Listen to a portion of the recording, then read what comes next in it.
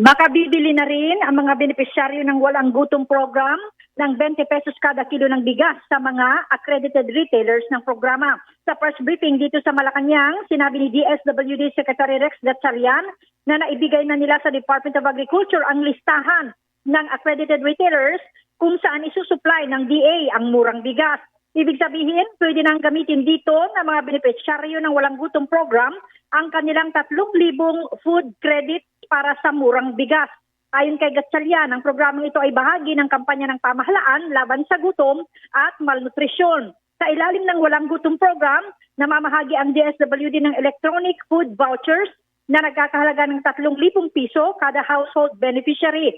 Ayon kay Gatchalian, dahil makakamura na ang mga benepisyaryo sa bibilhing bigas sa accredited stores, madaragdagan ang mga pagkain kanilang mabibili sa halagang 3,000 piso.